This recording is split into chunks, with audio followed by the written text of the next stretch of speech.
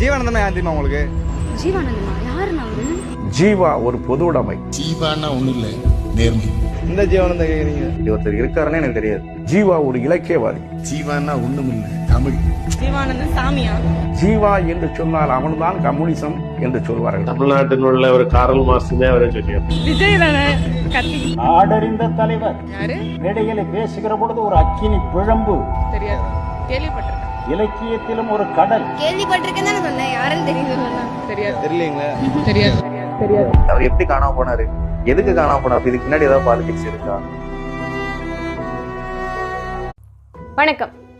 காலுக்கு செருப்பும் இல்லை, கால் வயிற்றுக்கு கூழும் இல்லை, பாழுக்கு உழைத்தோமடா என் தோழா, பசையற்று போனோமடா என்னும் வரிகள் காலத்தால் அழியாத தோழர் ஜீவாவினுடைய வரிகள். உயர்ந்த ஜாதியினருக்கு ஒரு சூரியன், தாழ்ந்த ஜாதியினருக்கு ஒரு சூரியனா உதிக்கின்றது. சுய ஒழுக்கமே ஒருவனுடைய உயர்வு தாழ்வை தீர்மானிக்க வேண்டுமே தவிர அவன் பிறந்த குலமோ அவன் பிறந்த ஜாதியோ அல்ல என்று கூறியவர் தோழர் ஜீவா. சுதந்திர போராட்ட வீரர், மிகச்சிறந்த பேச்சாளர், மிகச்சிறந்த ஒரு தமிழ் இலக்கிய ஆர்வலர், பன்முகத்தன்மை கொண்டவர் தோழர் ஜீவா. அவர் பிறந்த புதபாண்டியில் தொடங்கி அவருடைய இறுதி பயணமான காசிமேடு வரை ஒரு வர்க்க போராட்ட வீரராக திகழ்ந்தவர் தோழர் ஜீவா. மதுரையில் ஒரு முறை தேர்தல் கூட்டத்தின் பொழுது தோழர் ஜீவா பேசுகின்றார்.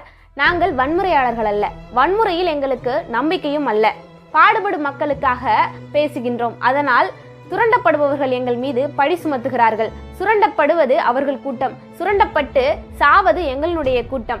ஏ மீனாட்சி நீ சொல், நாங்கள் கொள்ளைக்காரர்களா, நாங்கள் கொலைக்காரர்களா?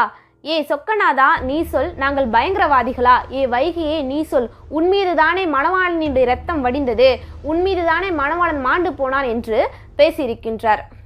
அவர் இறந்த பொழுது காசிமேடு சுடுகாட்டில் பாவலர் வரதராஜன் கண்ணீர் ஒழுக ஒழுக ஒரு பாடல் ஒன்றை பாடுகின்றார். சிங்கமென முரசறிந்த குரலும் எங்கே, செந்தமிழை ஆய்ந்து சொன்ன உருவம் எங்கே, செங்கோடி ஈன்றெடுத்த ஜீவா எங்கே, இனி எங்கள் குறை ஈடு செய்ய யார்தான் இங்கே என்ற பாடலை பாடியிருக்கின்றார். கலை இலக்கிய பெருமன்றத்தின் மூலமாக கலைஞர்களையும் சரி கலையையும் சரி வளர்த்த பாட்டாளி வர்க்கத்தினுடைய வேந்தனாக விளங்கிய தோழர் ஜீவா அவர்களுக்கு இந்த நாடு என்ன செய்திருக்கிறது அப்படின்னு கேட்டால் அஞ்சல் தலையை வழக்கம் போல வெளியிட்டிருக்கின்றது. வியாசர்பாடி ரயில் நிலையத்துக்கு தோழர் ஜீவாவினுடைய பெயரை வைத்திருக்கின்றது. இன்றைய தலைமுறைக்கு தோழர் ஜீவா யார் என்று கேட்டால் எத்தனை பேருக்கு தெரியும் என்பது ஒரு கேள்விக்குறிதான். முழுக்க முழுக்க அனைவரிடத்திலும் தோழர் ஜீவாவை கொண்டு சேர்ப்பது நம் அனைவருடைய கடமை என்று கூறி நன்றி, வணக்கம்.